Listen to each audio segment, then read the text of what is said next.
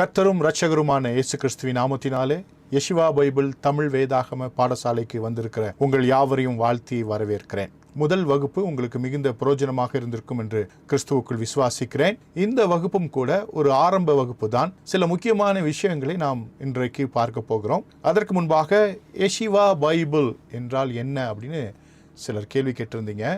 Yeshua அப்படின்னா எபிரேய மொழியில டிஸ்கஷன், கற்றலுக்கான கலந்துரையாடல் என்று அர்த்தம். ஸோ யெஷுவா பைபிள் அப்படின்னா வேதாகம கற்றலுக்கான கலந்துரையாடல் அல்லது வேதாகம கலந்துரையாடல் என்று அர்த்தம். புரிந்திருக்கும் என்று நான் கிறிஸ்துவுக்குள் விசுவாசிக்கிறேன்.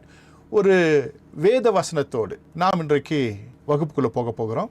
அந்த வேத வசனம் 1 தெசலோனிக்கேயர் 5ஆம் அதிகாரம் 21வது வசனம். எல்லாவற்றையும் சோதித்து பார்த்து நலமானதை பிடித்துக் கொள்ளுங்கள். இன்றைக்கு நீங்கள் கேட்கிறதான அத்தனை காரியங்களையும் அத்தனை சத்தியங்களையும் அலசி ஆராய்ந்து பார்த்து பரிசுத்த ஆவியானவருடைய ஒத்தாசையோடு நலமானதை பிடித்துக் கொள்ளுங்கள். யார் என்ன சொன்னாலும் அந்த விஷயங்களை நாம் அலசி ஆராய்ந்து பார்த்து கர்த்தருடைய சன்னிதானத்திலே நாம் முடிவெடுக்க வேண்டும். எனவே இந்த வேதவசனத்தை மனதில் வைத்துக் கொள்ளுங்கள். இன்னொரு வேதவசனத்தை கூட வாசித்து நாம் உள்ளே போகலாம். எரேமியாவின் தீர்க்கதரிசன புஸ்தகம் 6ஆம் அதிகாரம் 16வது வசனம். வழிகளிலே நின்று பூர்வ பாதைகள் எவை என்று கேட்டு விசாரித்து நல்ல வழி எங்கே என்று பார்த்து அதிலே நடவுங்கள். வேத வார்த்தைகளை சத்தியங்களை கேட்கும் பொழுது அந்த வார்த்தைகள் அந்த சத்தியங்கள் நம்மை பூர்வ பாதையில் தான் கொண்டு போய் சேர்க்கின்றதா, வேதாகமத்தினுடைய பூர்வ பாதைக்கு நேராக நம்மை நடத்துகிறதா என்கிறதான ஒரு கேள்வியை எப்பொழுதுமே கேட்டுக்கொள்ள வேண்டும். எனவே இன்றைக்கு நீங்கள் கேட்கிறதான சத்தியங்கள் உங்களை பூர்வ பாதையில் நடத்துகிறதா என்பதை பார்த்து பூர்வ பாதையில் நடத்தினால் மறுபடியும் இந்த வகுப்புக்கு நீங்கள் வரலாம். ஒருவேளை உங்களை திசை திருப்புகிறது, கர்த்தரை விட்டு பிரிக்கிறது, உங்களுக்கும் உங்கள் ஆண்டவருக்கு ஒரு பிரிவினை உண்டாக்குகிறது என்பதாக நீங்கள் அறிந்தால் இந்த வகுப்புக்கு திரும்ப வர வேண்டிய அவசியம் இல்லை. இதுவே உங்களுடைய கடைசி வகுப்பாக இருக்கலாம். ஒரு சிலர் ஒருவேளை நேரடியாக இந்த வகுப்புக்கு வந்திருக்கலாம். அப்போ இந்த யெஷுவா பைபிள் வேதாகம பாடசாலையினுடைய நிலைப்பாடு, தரிசனம் என்ன என்பதை இந்த ஸ்கிரீன்ல உங்களுக்காக நான் போட்டிருக்கேன். வேண்டும் என்கிறவர்கள் இதை ஸ்கிரீன்ஷாட் எடுத்துக்கொள்ளுங்க. பொறுமையாக அதை படித்து நீங்கள் பார்க்கலாம். உங்க மொபைல்ல நீங்க ஸ்கிரீன்ஷாட் எடுத்துக்கொள்ளலாம். சரியா? இது முக்கியமான ஒரு காரியம். எங்களுடைய விசுவாச பிரமாணம் வேதாகமத்தின் தேவன் திரித்துவமானவர் என்பதை நாங்கள் விசுவாசிக்கிறோம். திருச்சபையானது குமாரனாகிய கிறிஸ்துவின் ரத்தத்தால் ஸ்தாபிக்கப்பட்டது என்பதை நாங்கள் விசுவாசிக்கிறோம். அதை போன்ற முக்கியமான அடிப்படை சத்தியங்களை இங்கே இந்த ஸ்கிரீன்ல எங்களுடைய விசுவாச பிரமாணமாக நாங்கள் இங்கே உங்களுக்கு முன்பாக வைக்கிறோம். இதையும் ஸ்கிரீன்ஷாட் எடுத்துக்கொள்ளுங்க. பொறுமையாய் படித்து பார்த்து அதனுடைய சாராம்சங்களை புரிந்து கொள்ளுங்கள். பரிசுத்த ஆவியானவர் உங்களுக்கு உதவி செய்வாராக. இந்த வேத பாடத்தின் நோக்கம் என்ன என்பதை ஏற்கனவே உங்களுக்கு நான் சொல்லி இருக்கிறேன். மறுபடியும் நினைப்பூட்டுகிறேன். திருச்சபைகளை பலப்படுத்தவும் திருச்சபை ஊழியக்காரர்களை இன்னும் ஸ்திரப்படுத்தவும். கிறிஸ்துவானவர் திரும்பி வரும் பொழுது திருச்சபைக்காகத்தான் வரப்போகிறார். அப்படி அவர் திரும்ப வரும் பொழுது நாம் எல்லோரும் கர்த்தரை முகமுகமாக சந்திக்க போகிறோம். எனவே அதற்கு ஆயத்தப்பட வேண்டியது நம்முடைய கடமையா இருக்கிறது. அதே போல மற்றவர்களையும் ஆயத்தப்பட வைக்க வேண்டியது நம்முடைய கடமையா இருக்கிறது. எனவே இந்த காரியங்களை மனதில் வைத்து இந்த வேத பாடங்கள் நடைபெறுகின்றன. மனதில் வைத்துக் கொள்ளுங்கள். திருச்சபையியல் என்கிறதான ஒரு முக்கியமான ஒரு பாடத்திட்டம். எக்லிஷாலஜியா என்கிறதாக கிரேக்க மொழியில இருக்கும். மிக்ராயி கோடேஷ் என்பதாக எபிரேய மொழியில இங்கே இருக்கும். எக்லிஷியா லோகோஸ், சபையை குறித்ததான ஒரு படிப்பினை. இப்பொழுது உங்களுக்கான ஒரு சின்ன ஒரு காரியத்தை ஸ்கிரீன்ல நீங்க பார்க்க போறீங்க. என்ன அப்படின்னா, திருச்சபையியல் அப்படின்னு பார்க்கும் பொழுது சர்ச், தேவாலயம் நினைவுக்கு வருகிறது. அதே போல கெத்தீட்ரல், பேராலயம், அதே போல சாப்பல், சிற்றாலயம் என்கிறதான இந்த 3 காரியங்கள் உங்களுக்கு நினைவுக்கு வரும் இல்லையா? தேவாலயம், பேராலயம், சிற்றாலயம், வீட்டு சபைகள், இப்படி பல விஷயங்கள் உங்கள் நினைவுக்கு வரும். திருச்சபையியல் என்று ஒருவேளை நீங்கள் சிந்தித்தால் இந்த 3 விஷயங்களும் கண்டிப்பாக உங்களுக்கு நினைவுக்கு வரும். ஏன்னா இதை அடிப்படையாக வைத்துதான் இந்த திருச்சபையில் பாடங்கள் உலகம் எங்கும் எடுக்கப்படுகின்றன. இப்போ உங்களுக்கு முன்பாக ஒரு கேள்வியை வைக்கிறேன். சபை அப்படின்னா என்ன? அதனுடைய ஆங்கில பெயர் என்ன? கேட்பதற்கு பார்ப்பதற்கு ஒரு சாதாரண விஷயம் போல உங்களுக்கு தோன்றலாம். சபைனா ஆங்கிலத்தில் என்ன பெயர்? சர்ச் அப்படின்னு நீங்க சொல்லிடுவீங்க. அப்போ ஆங்கில பெயர் என்ன அப்படின்னும் போது சர்ச் அப்படின்னு நம்ம பார்க்கிறோம். இந்த சர்ச் என்ற இந்த வார்த்தை தான் இதுவரைக்கும் அதிகமாக நாம் பயன்படுத்துகிற ஒரு வார்த்தையாக இருக்கிறது. சர்ச் என்ற வார்த்தை அதிகமாக நம்முடைய வாழ்க்கையில, கிறிஸ்தவ வாழ்க்கையில பயன்படுத்துகிறோம். சபை அல்லது சர்ச். இங்கிலீஷ்ல சர்ச் என்றோம், தமிழ்ல சபை என்று சொல்கிறோம். இதுதான் இன்றைக்கான வகுப்புக்கான ஒரு அடிப்படையான விஷயம். சபைனா என்ன? அதனுடைய ஆங்கில பெயர் என்ன? ஒருவேளை பார்வைக்கு எளிமையான காரியத்தை போல உங்களுக்கு தோன்றலாம். போக போக அதற்கான காரியங்களை தெரிந்து கொள்ள போகிறீர்கள். இப்போ உங்களுக்காக தேவாலயம் அப்படின்னா என்னன்றத சும்மா படம் போட்டு நீங்க டெய்லி லைஃப்ல பாக்குறதான சில காரியங்களை வைத்து நான் சொல்ல போகிறேன். இங்க பாருங்க, இங்க ஒரு தேவாலயம், தூய திரித்துவ ஆலயம் அப்படின்னு போட்டிருக்கு. சர்ச்சோட போர்டு போட்டோ எடுத்து போட்டிருக்கு. அது ஒரு தேவாலயம். அப்போ ஆலயம் என்று அங்கே போடப்பட்டிருக்கிறது. தூய திரித்துவ ஆலயம், தேவாலயம். அதே போல இன்னொரு படத்தை அதே போல சென்னையில காண்பிக்கிறேன். இங்க பாத்தீங்கன்னா புதிய ஏற்பாட்டு சபை என்று இங்கே அந்த போர்டு வச்சிருக்காங்க, சபை, சர்ச். இப்போ ரெண்டு விஷயத்தை பார்த்தோம். ஒன்னு ஆலயம், இன்னொன்னு சர்ச், சபை. ரெண்டுமே சர்ச் இங்கிலீஷ்ல இருக்கு. தமிழ்ல ஒன்று ஆலயம், இன்னொன்று சபை என்று சொல்லப்படுகிறது. இப்போ கவனமா கேட்கணும். அப்போ ஆலயம்னா என்ன, சபைனா என்ன அப்படின்ற ஒரு கேள்வியை நீங்க கேட்கணும். ஏன் அப்படி நான் சொல்றேன்னா, காலங்காலமாக நாம் ஒன்றை கேள்விப்பட்டு ஒன்றை கற்று அதையே புரிந்து கொண்டு அதையே உண்மை என்று அதுவே சரி என்று சொல்லி நாம் நினைத்து கொண்டிருப்போம். ஆனால் சில அடிப்படைகளை தெரிந்து கொள்ளும் பொழுதுதான் நம்முடைய புரிந்து கொள்ளுதலிலே இருக்கிறதான பிரச்சனைகளை நாம் தெரிந்து கொள்ள முடியும். அப்போ இந்த ஸ்கிரீன்ல பாக்குறோம், தேவாலயம் ஒரு பக்கம், அதற்கும் இங்கிலீஷ்ல சர்ச். இந்த பக்கம் சபை, அதற்கும் பேரு சர்ச். ரெண்டுமே சென்னையில தான் இருக்கு. இது மாதிரி போர்டை நம்முடைய சபையில நம்ம வச்சிருப்போம், எல்லா இடங்களிலும் இருக்கும். ஒரு பார்வைக்காக, புரிந்து கொள்வதற்காக இந்த ரெண்டு போர்டையும் உங்களுக்காக வச்சிருக்கேன். இன்டர்நெட்ல எடுத்த படம் தான் இது, ஒரு புரிந்து கொள்ளுதலுக்காக. அப்போ ஆலயம்னா என்ன, சபைனா என்ன, ஒரு கேள்வியை நீங்கள் கேட்டுக்கொள்ள வேண்டும். ஆலயம் என்றால் என்ன, சபை என்றால் என்ன? அப்போ தேவாலயம்னா என்னவா இருக்கும், சபைனா என்னவா இருக்கும் அப்படின்றத இன்னொரு ஸ்கிரீன்ல சும்மா புரிஞ்சுக்கிறதுக்காக உங்களுக்காக நான் போட்டிருக்கேன். தேவாலயம், சபை அப்படின்ற இந்த ரெண்டு பில்டிங் நம்ம பார்க்கிறோம், ரெண்டு போர்டை பார்க்கிறோம். இந்த ஆலயங்களில் அல்லது சபையில் தேவன் வாசம் செய்வதில்லை. முதல்ல நம்ம தெரிஞ்சுக்க வேண்டிய விஷயம். நிறைய பேர் இந்த தேவாலயங்களுக்கு நேராக போகும்பொழுது அப்படியே தொட்டு கும்பிட்டு போறது, அப்படியே அப்படின்ட்டு போறது, அப்புறம் ஒரு நிமிஷம் ஜெபம் பண்றது, அதே போல சபையை பார்த்ததுமே உடனே ஜெபம் பண்றது. அப்படின்னா அதை பார்த்ததுமே அங்கே தேவன் இருக்கிறார் என்கிறதான ஒரு நினைவு ஆழ் மனதிலே நாம் வைத்திருக்கிறோம். அங்கே இல்லை என்பதை புரிந்து கொள்வதற்கு நாம் முயற்சிப்பதே இல்லை. அப்போ தேவாலயமோ அல்லது சபையோ, இந்த பில்டிங்குள்ள ஆண்டவர் இல்லை. அப்போ எங்க வேணா இத போல பில்டிங்ஸ் இருக்கலாம், அதற்குள்ள நம்முடைய தேவன் வாசமாய் இருப்பதில்லை. இன்றைக்கு ஆண்டவராக இயேசு கிறிஸ்து பரலோகத்திலே பிதாவின் வலது பார்சத்திலே வீற்றிருக்கிறார். நம்மோடு பரிசுத்த ஆவியானவர் இருக்கிறார். எத்தனை பேருக்கு புரிஞ்சவங்க அப்படியே கைகளை உயர்த்துங்களேன். ஒரு முக்கியமான ஒரு சத்தியம். அப்போ தேவாலயம் அல்லது சபை என்கிறதான இந்த கட்டிடத்திற்குள்ளாக தேவன் வாசமாய் இருப்பது இல்லை. அப்போ காலங்காலமாக இந்த போர்டை பார்க்கும்பொழுது சிலர் பக்தி வசத்தோடு அப்படியே அதை நோக்கி பார்ப்பதும் அப்படியே மனதிற்குள்ளாக ஜெபிப்பதும் ஒரு பழக்கத்திற்குள்ளாக, ஒரு புழக்கத்திற்குள்ளாக இருப்பதை நாம் பார்க்கிறோம். ஆனால் வேதவசனம் என்ன சொல்லுகிறது? 1 கொரிந்தியர் 3:16 வசனம், நீங்கள் தேவனுடைய ஆலயமாய் இருக்கிறீர்கள். 1 கொரிந்தியர் 6:19, உங்கள் சரீரமானது நீங்கள் தேவனால் பெற்றும் உங்களில் தங்கியும் இருக்கிற பரிசுத்த ஆவியினுடைய ஆலயமாய் இருக்கிறது. அதே போல 2 கொரிந்தியர் 6:16, நீங்கள் ஜீவனுள்ள தேவனுடைய ஆலயமாய் இருக்கிறீர்களே. அப்போ இந்த 3 வசனங்களும் நமக்கு சொல்லுகிறது, நாம் தான் தேவாலயம். அப்போ உலகத்துல தேவாலயம் இருக்க முடியாது. கிளியரா தெரிஞ்சுக்க வேண்டிய ஒரு முக்கியமான விஷயம், சபையியலை குறித்து நாம் தெரிந்து கொள்ள வேண்டும் என்றால், உலகத்தில் தேவாலயங்கள் என்று ஒன்று இருந்தால் அங்கே தேவன் இல்லை. வேதாகமம் சொல்லுகிறதான ஆலயம் என்ன? ஒரு மனிதனுடைய இருதயம். இந்த சரீரமானது நீங்கள் தேவனாலே பெற்றும் உங்களில் தங்கி இருக்கிற பரிசுத்த ஆவியினுடைய ஆலயமாய் இருக்கிறது. நீங்களே தேவனுடைய ஆலயமாய் இருக்கிறீர்கள். கான்செப்டை நம்ம புரிஞ்சுக்கணும். வேதாகமத்தினுடைய அந்த கான்செப்ட், அந்த திட்டத்தை புரிந்து கொள்ள வேண்டும். அதாவது புதிய ஏற்பாட்டினுடைய தேவ திட்டம். பழைய ஏற்பாட்டிலே அங்கே தேவாலயம் இருந்தது, தேவாலயத்திற்குள்ளாக உடன்படிக்கை பெட்டி இருந்தது, அந்த உடன்படிக்கை பெட்டிற்கு மேலாக ஒரு கிருபாசனம் இருந்தது. அங்கே இருந்து தேவனாகிய கர்த்தர் அங்கே ஆசாரியத்துவ ஊழியம் செய்கிற பிரதான ஆசாரியனோடு பேசினார். புதிய ஏற்பாட்டில் அப்படி அல்ல. பரிசுத்த ஆவியானவர் நம்முடைய இருதயங்களில் வாசமாய் இருக்கிறார். எந்த தேவாலயத்திலும் கர்த்தர் வாசமாய் இல்லை. பழைய ஏற்பாடு முடிந்து புதிய ஏற்பாட்டின் சபை கிறிஸ்துவானவரால் ஆரம்பிக்கப்பட்டிருக்கிறது. ரத்தம் சிந்தி அவர் ஒரு சபையை ஆரம்பித்திருக்கிறார். அதற்குள்ளாக நம்மை கொண்டு வந்திருக்கிறார். நாம் தான் தேவாலயமாக புதிய ஏற்பாட்டிலே இருக்கிறோம். அப்போ தேவாலயங்கள் என்று சொல்லுகிறோமே, அப்படி என்றால் அது புறஜாதி மார்க்கத்தினுடைய ஒரு பழக்கம். ஒரு ஆலயத்தை கட்டிவிட்டு அதற்குள்ளாக கடவுள் இருப்பதாக நினைத்துக் கொள்வது புறஜாதி மார்க்கத்தினுடைய ஒரு வழக்கமாக இருக்கிறது. எனவே தேவாலயம் என்கிறதான அந்த வார்த்தைக்கு தகுந்தவாறு அந்த இடத்திலே தேவன் வாசமாய் இருப்பதில்லை, நமக்குள்ளாக வாசமாய் இருக்கிறார். அப்போ சர்ச் என்பது ஒரு குறிப்பிட்ட ஒரு குழுவினை, ஒரு குரூப்பை, ஒரு கூடுகையை குறிக்கிற ஒரு சொல்லாக இருக்கிறது. அதை குறித்து நாம் பார்க்க போகிறோம். புரிந்து கொள்வதற்காக தேவாலயம் என்பது என்னன்னா, நீங்களும் நானும் தான் தேவாலயமாக இருக்கிறோம். அப்போ இன்றைய காலகட்டங்களில் பார்க்கும்பொழுது தேவாலயம் அல்லது சபை ரெண்டுக்குமே இங்கிலீஷ்ல சர்ச் என்ற வார்த்தை தான் பயன்படுத்தப்பட்டிருக்கு. ஒரு பில்டிங்கை குறிக்கிறது. எங்க போனாலும் சர்ச் அப்படின்னும் பொழுது ஒரு பில்டிங், வானலாவிய உயர்ந்த கோபுரத்தை உடைய சபையாக இருக்கலாம், அல்லது கூரை வேயப்பட்ட ஒரு பில்டிங்காக இருக்கலாம். அப்போ ஒரு பில்டிங் தான் இன்றைய காலகட்டங்களில் தேவாலயமாக, சபையாக கருதப்படுகிறது பொதுவாக. அப்போ இந்த அறிவை நாம் என்ன பண்ணோம், வேதாகமத்தின் அடிப்படையில் சரியா என்பதை சோதித்து பார்க்க வேண்டும். வேதவசனம் சொல்லுகிறது, நீங்கள் தான் தேவாலயம்.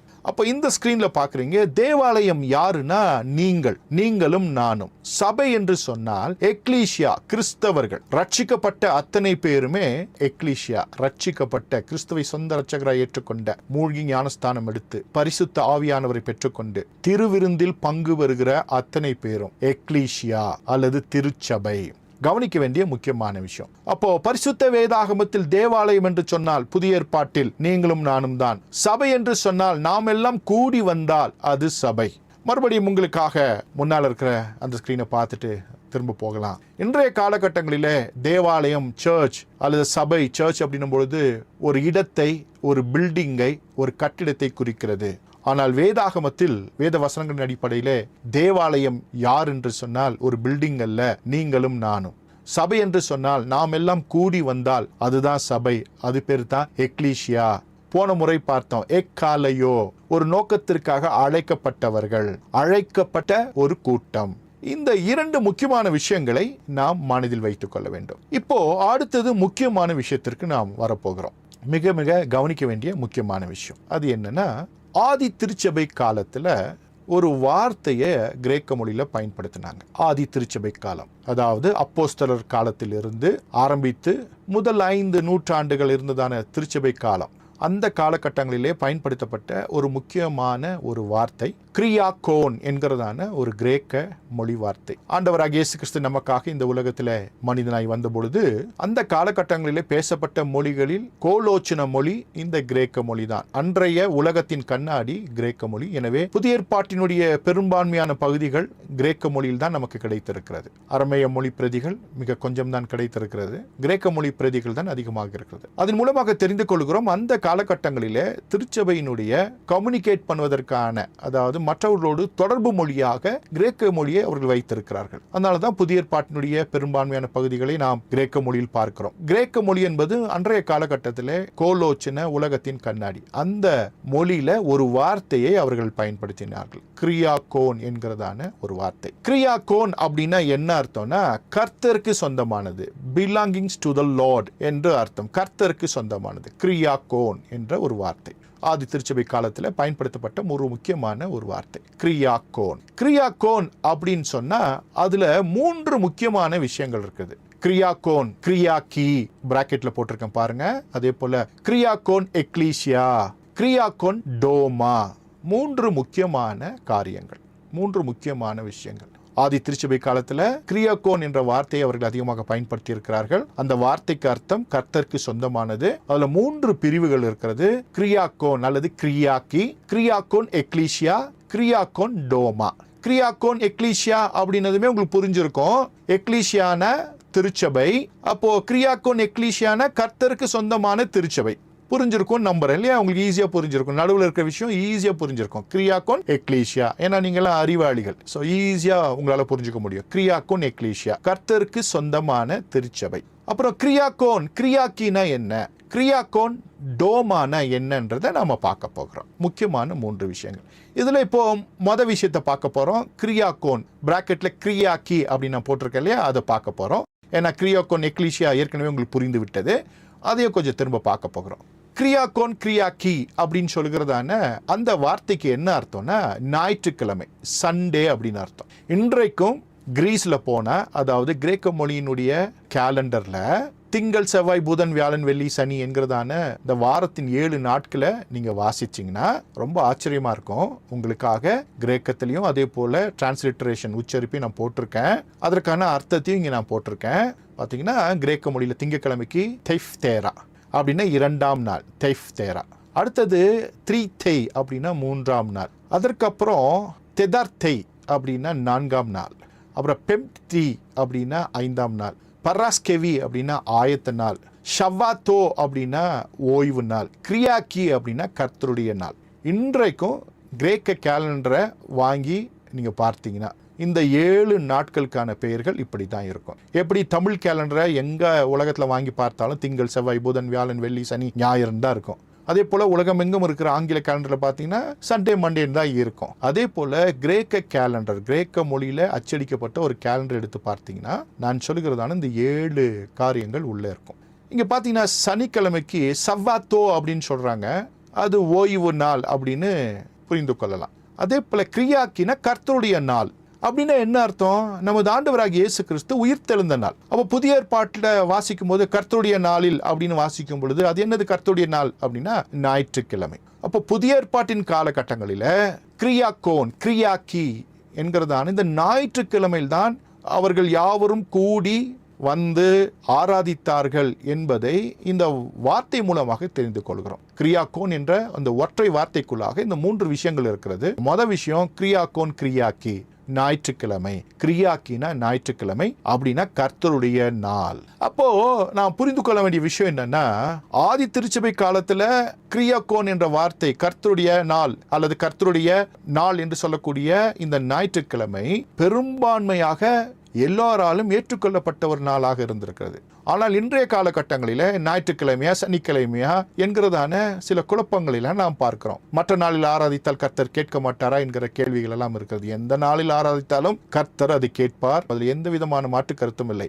ஆனால் கர்த்தருடைய நாள் என்று சொல்லும் பொழுது அது ஞாயிற்றுக்கிழமை தான். ஏனென்றால் ஆண்டவராகிய இயேசு கிறிஸ்து வாரத்தின் முதலாம் நாள் உயிர் தெழுந்தார். எனவே அந்த நாளை கர்த்தருடைய நாளாக ஆதி திருச்சபைகள் பயன்படுத்தி இருக்கின்றன. அதற்கான ஒரு ஆதாரத்தை, அதற்கான வார்த்தையை இப்பொழுது உங்களோடு நான் சொல்லிக் கொண்டிருக்கிறேன்.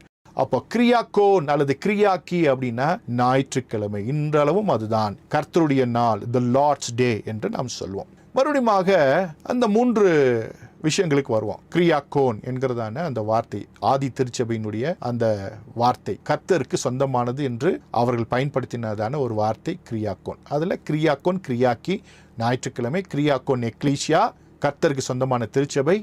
அடுத்தது கிரியாக்கோன் டோமா அப்படின்னா கர்த்தருடைய வீடு. டோமா அப்படின்னா வீடு. அப்போ திருச்சபைக்கு இந்த 3 முக்கியமான விஷயங்கள் தேவை. அதாவது திருச்சபை என்று சொன்னால், கிறிஸ்தவர்கள் என்று சொன்னால் அவர்களுக்கு இந்த 3 விஷயங்கள் தேவை. கிறிஸ்தவர்கள் அப்படின்னு சொல்லும்போது அவங்க கிரியாக்கோன் எக்லீசியாக்குள்ள இருக்கணும். கிரியாக்கோன், கிரியாக்கி ஞாயிற்றுக்கிழமை கூடுவதற்கு நாளாக அவர்கள் வைத்திருக்கணும். கிரியாக்கோன் டோமா அவர்கள் கூடி வருவதற்கென்று ஒரு இடம் இருக்க வேண்டும். இந்த 3 முக்கியமான விஷயங்களை ஆதி திருச்சபை காலத்தில் பயன்படுத்தி இருக்கிறாங்க. மற்ற நாட்களிலும் அவர்கள் உபதேசித்தார்கள், கூடி ஜெபித்தார்கள், பிரசங்கம் செய்தார்கள்.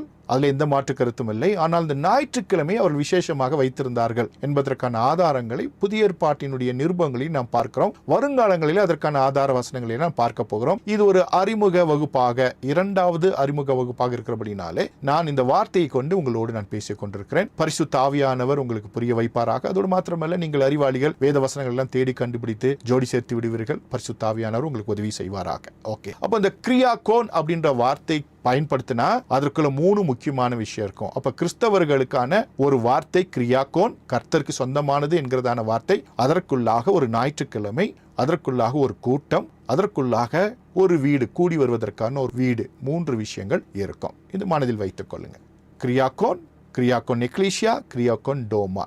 இன்னொரு முறை கூட நான் சொல்லுகிறேன். கிரியாக்கோன் கிரியாக்கி ஞாயிற்றுக்கிழமை, கிரியாக்கோன் எக்லீசியா கர்த்தருடைய ஜனம், கிரியாக்கோன் டோமா கர்த்தருடைய வீடு. நினைவில் வைக்க வேண்டிய ஒரு முக்கியமான விஷயம். இந்த கிரியாக்கோன் என்ற வார்த்தை இந்த 3 விஷயங்களை நமக்கு தெளிவுபட சொல்லுகிறது என்பதை நாம் பார்த்தோம்.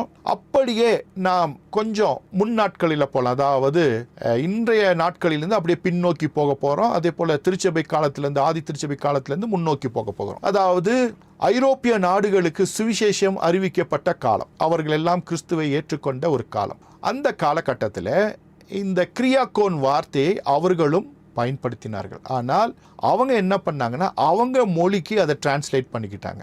ஏன்னா ஓல்டு இங்கிலீஷில் கீர்க்க அப்படின்ற ஒரு வார்த்தையை அவங்க பயன்படுத்தினாங்க. கீர்க்க அப்படின்ற ஒரு வார்த்தை. ஓல்டு இங்கிலீஷில். அதற்கான ஸ்பெல்லிங் பார்த்தீங்கன்னா CIRICE அப்படின்னு இருக்கும். ஆனால் ப்ரொனன்சியேஷன் போட்டிருக்கேன் KERKEH. தமிழில் கீர்க்க அப்படின்னு நான் போட்டிருக்கேன். ஓல்டு இங்கிலீஷில் இப்படி தான் எழுதுனாங்க. அதை வாசிக்கும் போது கீர்க்க அப்படின்னு வாசித்தாங்க. உங்களுக்கு தெரியும் நினைக்கிறேன், ஆங்கில மொழி உலகத்தின் கண்ணாடி என்று இன்றைக்கு சொல்லப்பட்டாலும் அது காட்டுமிராண்டிகளின் மொழி, பார்பாரியன் லாங்குவேஜ்னு சொல்லுவாங்க. கர்த்தரை அறியாத ஒரு கூட்டமாக இருந்த அந்த ஆங்கிலேயர்கள் கர்த்தரை அறிந்து கொண்ட பொழுது அவர்களுடைய மொழியை கர்த்தர் உலகத்தின் கண்ணாடியாக மாற்றினார். அதுதான் வரலாறு. அந்த மொழியில் இருக்கிற பிரச்சனைகளை ஆங்கில மொழி புலமை பெற்றவர்கள் நிறைய சொல்லுவாங்க. ஒரு சில உதாரணங்களுக்கு சொன்னால் உங்களுக்கு ஈஸியாக புரிஞ்சிடும். தமிழை போல மற்ற மொழிகளைப் போல ஆங்கில மொழியில் இருக்கிற வார்த்தைகளை அப்படியே அந்த லெட்டர்ஸை வச்சு எழுத முடியாது. உதாரணத்துக்கு நைஃப் அப்படின்னு சொன்னால் கத்தி, ஆனால் எழுதும்போது KNIFEன்னு எழுதுவாங்க. அப்போ NIFEனாலே ஓகே தானே, நைஃப் தானே, ஏன் முன்னால் கே போட்டாங்க அப்படின்னா கே சைலண்ட்டு அப்படின்வாங்க. யாருப்பா உனக்கு சைலண்ட்டுன்னு சொன்னதுன்னு கேட்டால் அவங்க சொல்லுவாங்க எங்கள் இங்கிலீஷ் டீச்சர் சொன்னாங்கன்னுவாங்க. சரி, உங்களுக்கு யார் சொன்னது டீச்சர்னு கேட்டால் எங்கள் டீச்சர் சொன்னாங்க. இப்படியே போனால் யார் சொன்னாங்கன்னே தெரியல. முன்னால் கே போட்டு சைலண்ட்டுன்னு சொல்லிட்டு அதுக்கப்புறம் நைஃப்னு படிக்க வேண்டியதை நைஃப்னு படித்து அதை கத்தின்னு சாதிக்கிற ஒரு ஆங்கில மொழி. சொன்னதை சொன்னபடி எழுதவே அதில் முடியாது. சீன் போட்டிருக்காங்க, கேன்னு ப்ரொனவுன்ஸ் பண்ணுவாங்க. கேட்டால் அது அப்படி தான்வாங்க. ஒரு 44 ப்ரொனன்சியேஷன் இருக்கு இல்லையா, அந்த எழுத்துக்களுக்கு இருக்குது. சரியா? ஆனால் இந்த மொழியை எழுதுனது போல வாசிக்க முடியாது. ஏனென்றால் இது ஒரு பார்பாரியன் லாங்குவேஜ். அதனால் ஓல்டு இங்கிலீஷில் ஸ்பெல்லிங் இப்படி போட்டுட்டு வாசிக்கும் போது கீர்க்க அப்படின்னு வாசித்தாங்க. காரணம் என்ன? இந்த கிரியாகோன் என்ற வார்த்தையை அவங்க ஓல்டு இங்கிலீஷில் கீர்க்க அப்படின்னு வாசித்தாங்க. இன்னைக்கும் ஸ்காட்டிஷ் தேசத்தில், அதாவது யூகேல இருக்கிறதான ஸ்காட்டிஷில் சர்ச்சுக்கு பேர் என்ன? கிர்க் அப்படின்வாங்க. சென்னையில் கூட செயின்ட் ஆண்ட்ரூ கிர்க் அப்படின்னு ஒரு சர்ச் இருக்கு. கிர்க்குன்னா சர்ச் இல்லை. ஸ்காட்டிஷ்ல இன்னைக்கும் கிர்க்குன்னா சர்ச். அந்த கிர்க் எங்கேருந்து வந்துச்சுன்னா இந்த கிரியாகோன்லேருந்து வந்துச்சு. கிர்க் எங்கேருந்து வந்துச்சுங்க? கிரியாகோன்ல. இன்னைக்கும் ஒருவேளை சென்னையில் இருக்கிறவங்க நிறைய பேர் உள்ள இருந்தீங்கன்னா உங்கள் ஊரில் செயின்ட் ஆண்ட்ரூ கிர்க் அப்படின்ற ஒரு சர்ச் இருக்கு, ஒரு இங்கிலீஷ் காங்கிரிகேஷன் இருக்கு. அது ஸ்காட்டிஷ் மக்களால் இங்கே கட்டித்தரப்பட்ட ஒரு சபை. அவங்க எப்படி பயன்படுத்துவாங்களோ அதே பெயர் தான் இன்னைக்கு இருக்கு. கிர்க் அப்படின்ற பெயர் கெர்க் அப்படின்வாங்க. கெர்க் அப்படின்னு சொல்லுவாங்க, இன்னைக்கு இருக்கு. இதெல்லாம் ஒரு பெரிய ஒரு வரலாறு. அதே போல ஜெர்மன்ல கிரீக்கா அப்படின்னு சொல்லுவாங்க. இந்த கிரியாகோனை என்னன்னு சொன்னாங்கன்னா கிரீக்கா அப்படின்னு அவங்க பயன்படுத்தினாங்க. இந்த கிரீக்கா, கெர்க்கு, கீர்க்கு அப்படின்ற இந்த வார்த்தைகள் மாடர்ன் இங்கிலீஷ்ல என்ன ஆச்சுன்னா சர்ச்சா மாறிடுச்சு. சீக்கு முன்னால் ஒரு ஹெச் போட்டதும் அது இச்சா மாறிடுச்சு. அப்புறம் கடைசியிலையும் என்ன பண்ணிட்டாங்க, ஒரு சிஹெச்சை போட்டு இச் பண்ணிட்டாங்க, சர்ச் அப்படின்னு மாற்றிட்டாங்க. அப்போ சர்ச் இல்லை, அதோடைய ஒரிஜினல் பேர் என்ன? கிர்க் அப்படின்ற ஒரு பேர். இந்த கிர்க் எங்கிருந்து வந்துச்சுன்னா கிரியாகோன் என்கிறதான ஆதி திருச்சபை பயன்படுத்தின ஒரு அற்புதமான வார்த்தையிலேருந்து வந்தது. கிரியாகோன் அப்படின்னா என்ன அர்த்தம்? கர்த்தருடையது, கர்த்தருக்கு சொந்தமானதுன்னு அர்த்தம். இப்போ கர்த்தருக்கு சொந்தமானது என்னது? ஞாயிற்றுக்கிழமை அவருக்கு சொந்தமான நாள், கிறிஸ்தவர்கள் அவருக்கு சொந்தமான ஜனம், அவரை ஆராதிப்பதற்கென்று நாம் வைத்திருக்கிற ஒரு வீடு கர்த்தருடைய வீடு என்று நாம் பிரதிஷ்டை செய்து வைத்திருக்கிறோம். இது மூன்றும் முக்கியமான விஷயங்கள். அப்போ ஞாயிற்றுக்கிழமை கர்த்தருடைய நாளாக நாம் பிரதிஷ்டை செய்து வைத்திருக்கிறோம். நம்மை கர்த்தர் அவருடைய சொந்த இரத்தத்தால் விலைக்கிரமம் வாங்கி அவருடைய ஜனமாக வைத்திருக்கிறார். நாம் அவரை ஆராதிப்பதற்கு நாம் ஒரு பில்டிங்கை கட்டி அதை பிரதிஷ்டை செய்து அங்கே நாம் கூடி தேவனை ஆராதிக்கிறோம். கிரியாகோன், அவ்வளவுதான். அப்போ கிரியாகோனுக்கான மொத்தமான அந்த அர்த்தங்களை நீங்கள் புரிந்து கொண்டிருப்பீர்கள் என்று நான் விசுவாசிக்கிறேன். அப்போ இந்த கேர்க்கு அப்படின்ற இந்த ஆதிக்கால ஆங்கிலேய வார்த்தை அன்றைக்கு சபைகளுக்கு பயன்படுத்தப்பட்டது. மேற்கத்திய நாடுகளின் ஆரம்ப காலகட்ட சபைகள் கேர்க்கு அப்படின்ற வார்த்தையால் அழைக்கப்பட்டிருக்கின்றன. ஆனால் மாடர்ன் டேஸ்ல சர்ச் அப்படின்னு மாறிடுச்சுன்றதை பார்த்தோம். அப்ப கேர்க்கு அப்படின்னு சொன்னாலே அதுல 3 விஷயங்கள் இருக்கணும். 1 கிரியாகோன் எக்லீசியா, கர்த்தருடைய ஜனம். 2 கிரியாகோன் கிரியாக்கி, ஞாயிற்றுக்கிழமை. 3 கிரியாகோன் டோமா, கர்த்தருடைய வீடு, அவரை தொழுது கொள்வதற்கென்று நம்மால் உருவாக்கப்படுகிற பிரதிஷ்டை செய்யப்படுகிற ஒரு வீடு, ஒரு இடம். அது எதுவாக வேணாக இருக்கலாம். அது வீடாக இருக்கலாம், தனிப்பட்ட பிரத்யேகமான ஒரு பில்டிங்காக இருக்கலாம், எப்படி வேண்டுமென்றாலும் இருக்கலாம். இந்த 3 விஷயங்கள். அடுத்தது இந்த கீர்க்கு அப்படின்றது சர்ச்சாக மாறிடுச்சு அப்படின்னு சொன்னேன். மாடர்ன் இங்கிலீஷில் சர்ச்சாக மாறின பொழுது தான் பிரச்சனைகளும் அதோடு சேர்ந்து கொண்டது. அதாவது புரிந்து கொள்ளுதலில் பிரச்சனையும் இங்கிருந்து ஆரம்பிக்கிறது. கேட்க அப்படின்னும் போது ஈஸியா புரிஞ்சுக்கலாம். அது கிரியாக்கோன் என்ற வார்த்தையில வந்தது. கிரியாக்கோன்னா என்ன, அதுக்குள்ள 3 விஷயங்கள் இருக்கும் என்பதை புரிந்து கொள்ளலாம். சர்ச் அப்படின்னு வந்ததுக்கு அப்புறம் டோட்டலா ப்ரொனன்சியேஷனே மாறுது. அதனுடைய உள் அர்த்தங்களும் மாறுகிறது. அதற்கான தனிப்பட்ட அர்த்தங்களை மனிதர்களை ஏற்படுத்தி கொண்டார்கள். ஒரு பிலாசபிக்கல் தாட். அவர்களே சர்ச்சுக்கு ஒரு டெஃபினிஷனை கொடுத்து கொண்டாங்க. அப்படி கொடுத்து கொண்ட பொழுது என்னாச்சுன்னு சொன்னா, மேற்கத்திய நாடுகளில் இந்த கிறிஸ்தவம் வளர்ந்த பின்பு என்னாச்சுன்னு சொன்னா, இதுல இந்த 2 விஷயங்கள் அப்படியே சாரம் இழந்து விட்டது.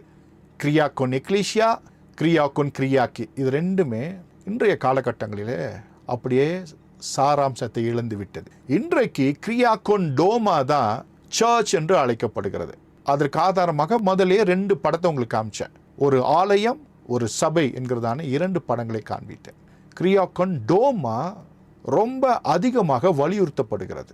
அதற்குள்ளாக கூடுனாதான் சபை, அதற்குள்ளாக கூடுனாதான் அவர்கள் தான் கிறிஸ்தவர்கள் என்கிறதான இந்த கிரியாக்கோன் டோமாவை மையப்படுத்துகிற ஒரு கிறிஸ்தவம் இன்றைக்கு வளர்ந்திருக்கிறது. புரியும்னு நினைக்கிறேன். கிரியாக்கோன் டோமாவை மையப்படுத்துகிற ஒரு கிறிஸ்தவம், அதற்குள்ள வந்தாதான் கிறிஸ்தவர்கள், அந்த இணைப்புக்குள்ள வந்தாதான் கிறிஸ்தவர்கள் அப்படின்ற ஒரு நிலைப்பாட்டை இன்றைக்கு சர்ச் என்ற வார்த்தை கட்டமைத்திருக்கிறது. எனவே நம்மை பொறுத்தளவுக்கு எந்த சபைக்கு போறீங்க அப்படின்னு தான் நம்ம கேட்போம். எந்த சபைக்கு போறீங்க, நீங்க இந்த சபைக்காரா, நீங்க அந்த சபைக்காரா அப்படின்னு கேட்கிறதான பொதுவான மனநிலைக்கு நாம் வந்துவிட்டோம். இப்போ எத்தனை காலங்கள் இந்த வார்த்தைகளுடைய புரிந்து கொள்ளுதலில் பிரச்சனைகளை நாம் சந்தித்து வருகிறோம் என்பதை நாம் புரிந்து கொள்ள வேண்டும். எத்தனை காலங்களாக சந்தித்து வருகிறோம். இன்றைய காலகட்டங்களிலே இதோடைய சாராம்சம் அப்படியே மாறிவிட்டது என்பதை நாம் பார்க்கிறோம். அதே போல கிரியாக்கோன் டோமா அப்படின்னா என்னன்றத பழைய ஏற்பாட்டு சபை, புதிய ஏற்பாட்டு சபை அப்படின்னு 2 இடத்துல நம்ம பிரிச்சு பார்த்தோம்னா, பழைய ஏற்பாட்டு சபை 2 நாளாகமம் 7:15 இந்த ஸ்தலத்திலே செய்யப்படும் ஜெபத்திற்கு என் கண்களை திறந்தவைகளும் என் செவிகள் கவனிக்கிறவைகளுமாய் இருக்கும். இது பழைய ஏற்பாடு. புதிய ஏற்பாட்டில் இந்த கிரியாக்கோன் டோமா திருச்சபை கூடுவதற்கான இடம் மாத்திரமே தவிர அந்த இடத்துல ஜெபம் பண்ணாதான் கர்த்தர் கேட்பார் அப்படின்றது இல்லை. மத்தேயு 18:20 வாசிக்கிறோம், ஏனெனில் 2 பேராவது 3 பேராவது என் நாமத்தினாலே எங்கே கூடி இருக்கிறார்களோ அங்கே அவர்கள் நடுவிலே இருக்கிறேன் என்றார். அப்போ நாம ஒரு இடத்தை ஏற்படுத்தி அங்கே கூடினால் அங்கே தேவனாகிய கர்த்தர் நம்முடனே இருந்து நம்முடைய ஜெபத்தை கேட்கிறவராய் இருக்கிறார். ரொம்ப ரொம்ப முக்கியமான விஷயம். ஆனா பழைய ஏற்பாட்டில் ஒரு பில்டிங் ரொம்ப ரொம்ப முக்கியம். புதிய ஏற்பாட்டில் நீங்களும் நானும் தான் ரொம்ப ரொம்ப முக்கியம். நம்ம எங்க வேணா கூடலாம். ஒருவேளை வசதி வாய்ப்பு இருந்தால் நமக்கென்று ஒரு பெரிய பில்டிங்கை கட்டி அதுல கூடலாம். வசதி வாய்ப்பு இல்லைன்னா வீட்டில் கூடலாம். வசதி வாய்ப்பே இல்லைன்னா மரத்தடியில கூடலாம். எங்க வேணா கூடலாம். ஆனால் ஒரு இடத்தை ஏற்படுத்திக் கொள்வது என்பது நமக்கென்று நாம் வைத்துக் கொள்ளுகிற ஒரு அற்புதமான திட்டம். அதுல எந்த மாற்று கருத்துமே இல்லை. ஏன்னா வேதாகமத்தில் இந்த கிரியாக்கோன் டோமா என்றதான அந்த காரியத்தை நாம் பார்க்கிறோம். அதே போல ஆதி திருச்சபை இந்த கிரியாக்கோன் என்கிறதான வார்த்தையை பயன்படுத்தியிருக்காங்க. கர்த்தருடைய வீட்டிற்கு ஒரு முக்கியத்துவத்தை கொடுத்திருக்கிறாங்க. எத்தனையோ வீடுகள் இருந்தாலும் பிரத்யேகமாக ஒரு வீட்டை கர்த்தருடைய வீடாகவே கொடுத்து விட்டார்கள். குடியிருந்த வீட்டின் ஒரு பகுதியோ அல்லது முழு வீட்டையோ கர்த்தருடைய வீடாக ஆதி திருச்சபை காலத்தில் அவங்க கொடுத்துட்டாங்க. கொடுத்து அங்கே அவர்கள் கூடி வந்து கர்த்தரை ஆராதித்தார்கள். ரொம்ப ரொம்ப முக்கியமான ஒரு விஷயம். அப்போ பழைய ஏற்பாட்டு சபைக்கும் புதிய ஏற்பாட்டு சபைக்கும் வித்தியாசத்தை பார்க்கிறோம். எனவே இன்றைய காலகட்டங்களிலே ஏதாவது ஒரு பில்டிங்குள்ள, அதாவது தேவாலயம் என்று போட்டிருக்கிறாங்க, அங்கதான் கர்த்தர் ஜெபத்தை கேட்பாரு அப்படின்னு சொல்லுகிற அந்த காரியங்கள் வேதாகமத்திற்கு புறம்பானது. இப்ப நிறைய இடத்துல போட்டிருப்பாங்க இல்லையா, போர்டு போட்டிருப்பாங்க, இந்த இடத்துல ஜெபம் பண்ணா கர்த்தர் ஜெபத்தை கேட்பாருன்னு. எங்க இருந்து ஜெபம் பண்ணாலும் கர்த்தர் கேட்பார். இடம் பொருட்டல்ல, நாம் தான் பொருட்டு. நாம் கூடி வரும்பொழுது கர்த்தர் ஜெபத்தை கேட்கிறவராய் இருக்கிறார். இது எப்படி ஒரு பில்டிங்குள்ள வந்தா ஜெபத்தை கர்த்தர் கேட்பார் அப்படின்னு வந்துச்சு அப்படின்னு நம்ம தெரிஞ்சுக்க போறோம். ஒரு சின்ன ஒரு ஸ்லைடு தான், கொஞ்சம் விஷயம் தான் பேச போறோம். வருங்காலங்களில் நிறைய விஷயங்களை சொல்லி தர போகிறேன். மேற்கத்திய நாடுகளில் கிறிஸ்தவம் வளர்ந்த பின்பு என்ன பண்ணாங்கன்னா, பிரம்மாண்டமான பில்டிங்கை கட்ட ஆரம்பிச்சிட்டாங்க. பிரம்மாண்டமான பில்டிங்கை கட்டி ஆரம்பிச்சிட்டாங்க. அப்படின்னா உள்ளே கூடுகிறவர்கள் 100 பேராக இருந்தாலும் பில்டிங் மிக பிரம்மாண்டமாக அவங்களுடைய சம்பாத்தியத்தை செலவழித்து கட்டினார்கள். அது ஒன்று தவறொன்றும் இல்லை. ஆனால் பின்னாட்களிலே அந்த பிரம்மாண்டமே பல மனிதர்களை திசை திருப்பினது. அந்த பிரம்மாண்டமே அவர்களுக்கு தேவனாக மாறிப்போனது. அதை பார்த்து ஜெபம் செய்தால் கர்த்தர் ஜெபத்தை கேட்பார், அதற்குள்ளாக சென்று ஜெபித்தால் அங்கே கர்த்தர் ஜெபத்தை கேட்பார் என்கிறதான மாய தோற்றத்தை உருவாக்கி விட்டது. இந்த பில்டிங் ஒன்றுமில்லை, இதற்குள்ளாக கூடுகிற ஜனங்கள் தான் முக்கியம். அதுதான் சபை. இது அந்த சபை கூடி வருவதற்கான ஒரு பில்டிங் மாத்திரமே என்பதை மறந்து விட்டார்கள். இங்க ஒரு படத்தில் போட்டிருக்கேன் பாருங்க, முட்டி போட்டு ஒருத்தர் வேண்டிக் கொண்டிருக்கிறார், இப்படி வேணும்னா ஜெபம் கேட்கப்படும் அப்படின்னு. அங்கே யார் இருக்காங்க? யாருமே இல்லையே. அதுக்குள்ள யாருமே இல்லையே. 2 3 பேர் கர்த்தருடைய நாமத்தினால் கூடி ஜெபித்தால் அங்கே அவர் இருப்பேன்னு சொல்லியிருக்காரு. ஒருவேளை ஒரு மனிதன் தனிப்பட்ட ரீதியில் அவன் ஜெபிக்கும் பொழுது கர்த்தர் அவன் ஜெபத்தை கேட்பார். இந்த இடத்துல வந்தால் தான் ஜெபத்தை கேட்பார் என்கிறதான திட்டம் எல்லாம் புதிய ஏற்பாட்டில் இல்லை, அது பழைய ஏற்பாட்டினுடைய திட்டம். அந்த சபையை குறித்து, பழைய ஏற்பாட்டின் சபையை குறித்து வருங்காலங்களிலே நம்முடைய 40 வகுப்புகளில் சில வகுப்புகள் நடத்துவதற்கு திட்டமிட்டிருக்கிறோம். அதனால பழைய ஏற்பாட்டினுடைய அந்த சபையினுடைய டிசைன் என்ன, புதிய ஏற்பாட்டின் சபையினுடைய டிசைன் என்ன என்பதையெல்லாம் நாம் பார்க்க போகிறோம். 2 சபையினுடைய திட்டம், டிசைன், அதனுடைய செயல்பாடு என்பதை நாம் பிற்காலங்களிலே பார்க்க போகிறோம். இதுக்கு பேர் என்னன்னா ஐகானாலஜி அப்படின்னு சொல்லுவாங்க. ஐகானாலஜி, வானுயர பில்டிங், ஆளுயர சிலைகள், வானுயர பில்டிங் இப்படி கட்டி வைத்து அங்கே சென்று கர்த்தரை ஆராதிப்பது, அல்லது தூரத்திலிருந்து பார்த்தே அதற்குள்ளாக தேவன் இருப்பதாக நினைத்துக் கொள்வது ஐகானாலஜி அப்படின்னு சொல்லுவாங்க. இதனுடைய நன்மையும் தீமையும் என்ன என்பதை ஐகானாலஜி என்ற தலைப்பில் ஒரு வகுப்பை நான் எடுக்க போகிறேன். இந்த ஐகானாலஜி மூலமாக நிறைய விஷயங்களை நீங்கள் தெரிந்து கொள்ள போகிறீர்கள். இன்றைக்கு அந்த வகுப்பல்ல, உங்களுக்கு ஒரு கிளிம்ஸ் சொல்றேன், இது என்னவா இருக்கும் அப்படின்றதுக்காக நான் சொல்லுகிறேன். எனவே கிறிஸ்தவம் வளர்ந்த பின்பு வானுயர கோபுரங்களை கட்டிவிட்டார்கள்.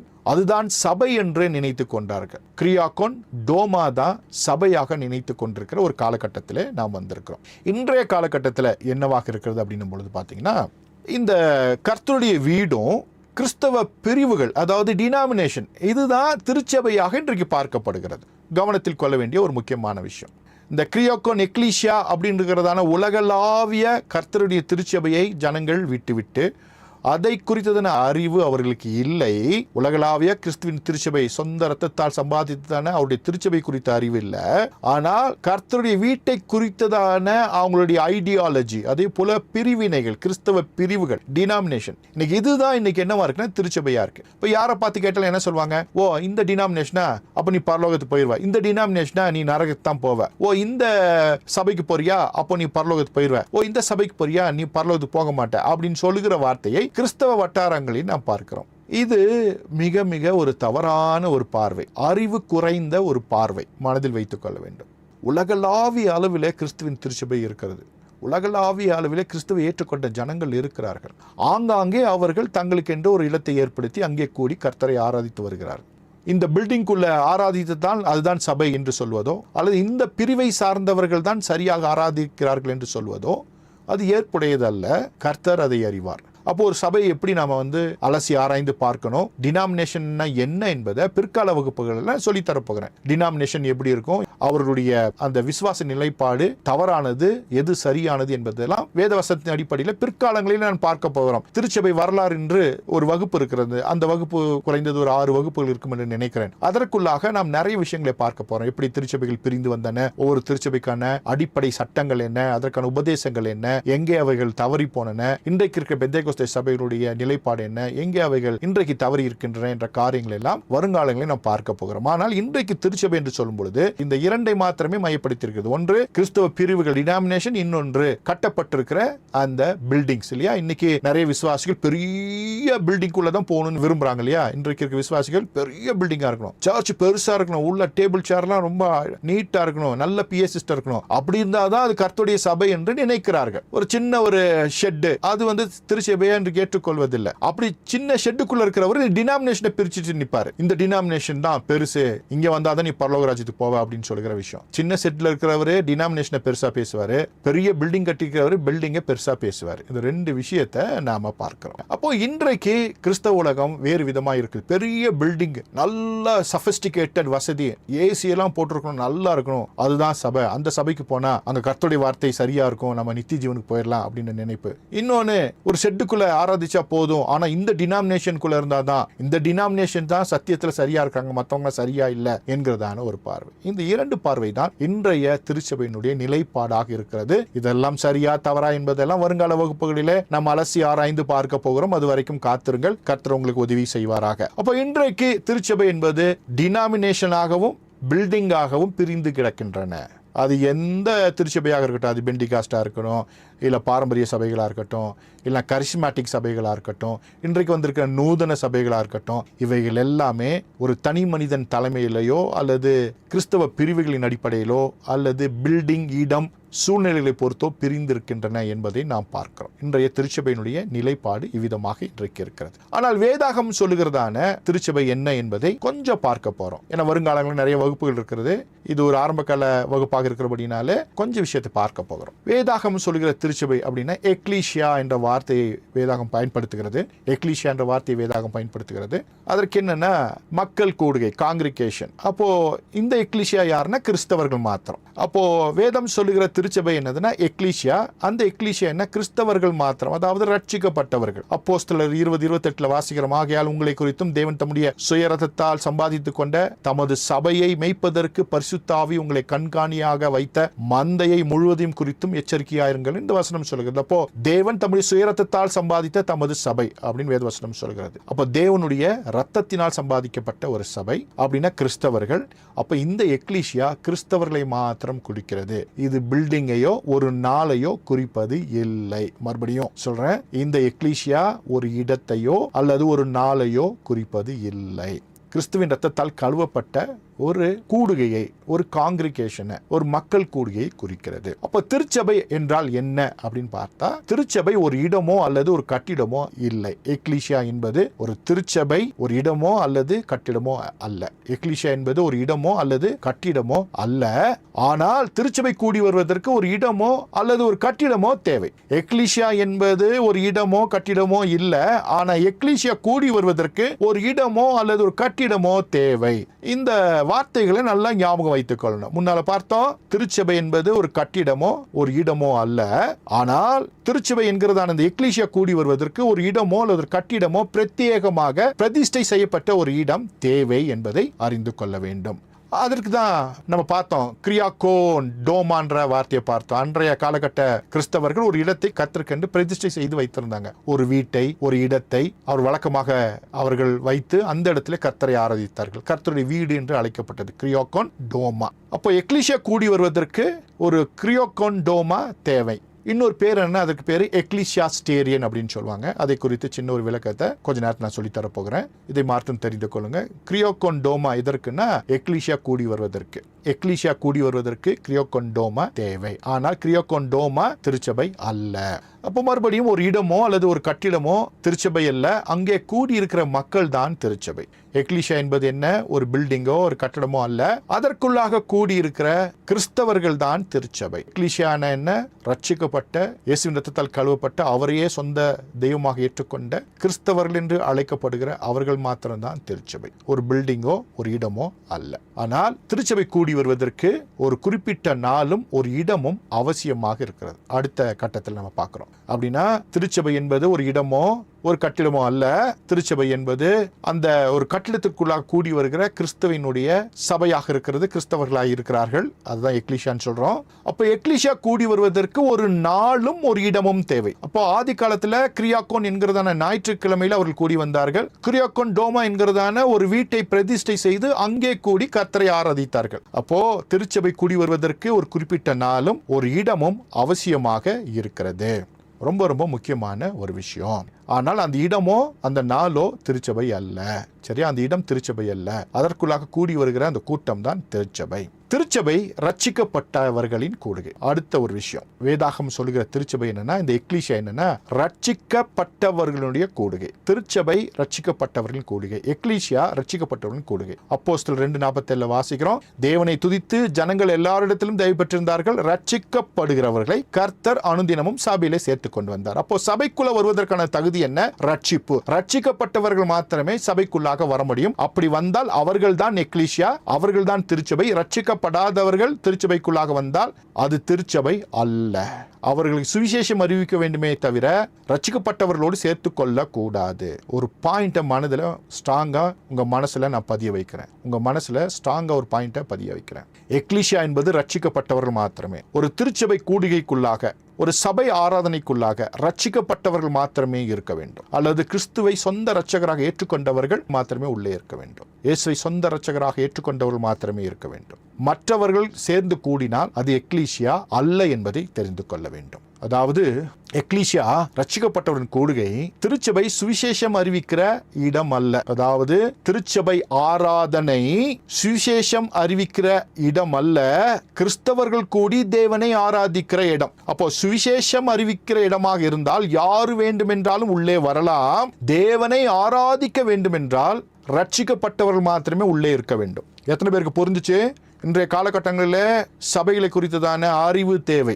ஏன் இன்னைக்கு கர்த்தர் சபைகளிலே கிரியை செய்வதில்லை அப்படின்னா, சபை ஆராதனைக்குள்ளாக ரட்சிக்கப்பட்டவர்கள் மாத்திரம்தான் இருக்கணும். ஒரு சுவிசேஷ கூட்டமோ அல்லது சுகமாக்கும் ஒரு கூட்டமோ அல்லது வேறு எந்த கூட்டத்திலும் எல்லோரும் வரலாம். ஒருவேளை அது ஒரு பைபிள் ஸ்டடியா இருக்கலாம், அல்ல யார் வேண்டும் என்றாலும் வரலாம். ஆனால் ஆராதனை என்று சொல்லும் பொழுது ரட்சிக்கப்பட்டவர்கள் மாத்திரமே கூடி ஆராதிக்க வேண்டும். ரட்சிக்கப்படாதவர்களுக்கு அங்கே வேலை இல்லை. ஏனென்றால் ரட்சிக்கப்பட்டவர்களுக்குள்ளாக பரிசுத்த ஆவியானவர் இருப்பார். ரட்சிக்கப்படாதவர்களுக்குள்ளாக அந்நிய ஆவிகள் இருக்கலாம். ஒரே இடத்தில் அந்நிய ஆவிகளும் தேவனுடைய ஆவியை பெற்றவர்களும் உள்ளே இருந்து கர்த்தரை ஆராதிக்க முடியாது. பெரிய ஒரு கான்ஃபிளிக்ட் உள்ளே உண்டாகும், பிரச்சனைகள் உண்டாகும். இன்றைக்கு திருச்சபைகள் பாழாய் போய்கொண்டிருப்பதற்கு காரணம் அவர்களுடைய ஆராதனையில் அந்நியர்களும் சேர்க்கப்பட்டிருக்கிறார்கள், அந்நியர்களும் உள்ளே இருக்கிறார்கள். கேட்டா சர்ச்சை அப்படின்றாங்க, அதோடைய கான்செப்ட் புரியல.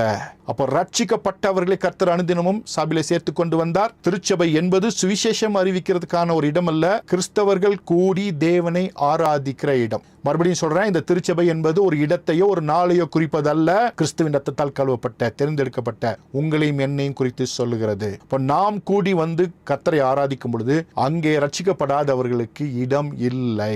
தெளிவாக தெரிந்து கொள்ள வேண்டும். திருச்சபை ஆராதனை என்பது சுவிசேஷ கூட்டம் அல்ல. இன்னைக்கு என்ன பண்றாங்கன்னா, வார வாரம் புதிதான ஒரு நபர்களை அழைத்துட்டு வாங்க அப்படின்றாங்க. எதற்கு? திருச்சபை ஆராதனைக்கு. அப்படி அழைத்து வந்தால் அது திருச்சபை ஆராதனை அல்ல, சுவிசேஷ கூட்டம். இன்றைக்கு பெருவாரியான திருச்சபைகள் என்று சொல்லிக் கொள்கிறவைகள் சுவிசேஷ கூட்டத்தை நடத்தி கொண்டிருக்கின்றன தவிர திருச்சபை ஆராதனையை நடத்தவில்லை. ஃபார் யுவர் கைண்ட் இன்ஃபர்மேஷன், தெரிந்து கொள்ள வேண்டும். திருச்சபை ஆராதனைக்குள்ளாக ரட்சிக்கப்பட்டவர்கள் மாத்திரமே இருக்க வேண்டும். சுவிசேஷ கூட்டம் என்றால் யாரு வேண்டும் என்றாலும் உள்ளே வரலாம். அப்போ இன்னைக்கு திருச்சபைக்குள்ள பெரும்பான்மையான திருச்சபைகளுக்குள்ளாக யார் தான் இருக்கிறாங்க? எல்லாமே இருக்கிறாங்க. அப்படின்னா அது ஆராதனை அல்ல. வெளியே போர்டில் போட்டிருக்கலாம், திருச்சபை ஆராதனைன்னு போட்டிருக்கலாம், டைமிங் எல்லாம் போட்டிருக்கலாம். அது சுவிசேஷ கூட்டம் தான், அது ஆராதனை அல்ல.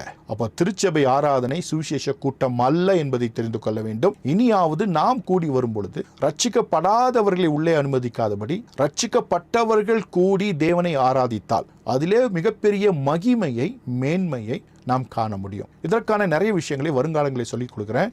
ஏன் ரட்சிக்கப்பட்டவர்கள் மாத்திரமே தேவனை கூடி ஆராதிக்கணும், அதற்கான திட்டம் என்ன, தீர்மானம் என்ன, செயல்பாடு என்ன என்பதை பிற்காலங்களிலே நாம் பார்க்க போகிறோம். அடுத்தது இந்த கிரியாகோன் டோமா என்கிறதான கர்த்தருடைய வீடு, எக்லிஷியாஸ்டேரியன். இதை நீங்க சுவிசேஷ கூட்டம் நடத்துறதுக்கும் பயன்படுத்தலாம். ஆனா ஆராதனை நேரத்தில் சுவிசேஷ கூட்டத்தை நடத்தக்கூடாது.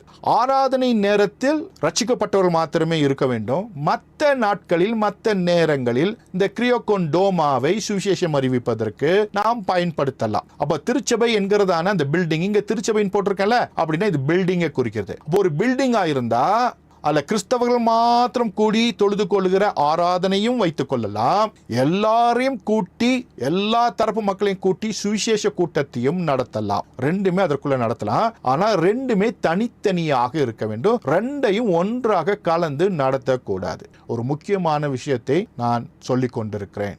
ரொம்ப ரொம்ப முக்கியமான ஒரு விஷயத்தை நான் சொல்லிக் கொண்டிருக்கிறேன். அப்போ கிரியாகோன் டோமா என்கிறதான கர்த்தருடைய வீடு இரண்டு விதங்களில் பயன்படுத்தலாம். ரட்சிக்கப்பட்டவர்கள் மாத்திரம் கூடி ஆராதிக்கிற ஆராதனை, அடுத்தது மற்றவர்களுக்கு சுவிசேஷம் சொல்வதற்கான இடமாக நாம் பயன்படுத்தலாம். ஆனால் இரண்டுமே தனித்தனியாக இருக்க வேண்டுமே தவிர ரெண்டையும் சேர்த்து நடத்தக்கூடாது. ஏன்னா ஆராதனை என்பது ரட்சிக்கப்பட்டவர்களுக்காக செய்யக்கூடிய விஷயம். அதை லிட்டர்ஜின்னு சொல்லுவாங்க. அந்த லிட்டர்ஜியை பத்தி வருங்காலங்களில் பேசுகிறேன். லிட்டர்ஜி ரொம்ப ரொம்ப முக்கியம். கிறிஸ்தவ சபை என்று சொல்லும்போது அதற்கான ஆராதனை முறை லிட்டர்ஜின்னு சொல்லுவாங்க. ஆரம்ப காலத்திலிருந்து இன்னைக்கு வரைக்கும் இருக்கிறதான இன்றைக்கும் பயன்பாட்டில் இருக்கிற லிட்டர்ஜியை குறித்து நான் பேச போகிறேன். அது பெரிய ஒரு டாபிக். வருங்காலங்களே அதையும் நான் உங்களுக்கு சொல்லித்தர போகிறேன். மறுபடியும் உள்ள வந்துடலாம். திருச்சபை எக்லீசியா அப்படின்னு சொல்லும்போது கிரியாகோன் கர்த்தருக்கு சொந்தமானது.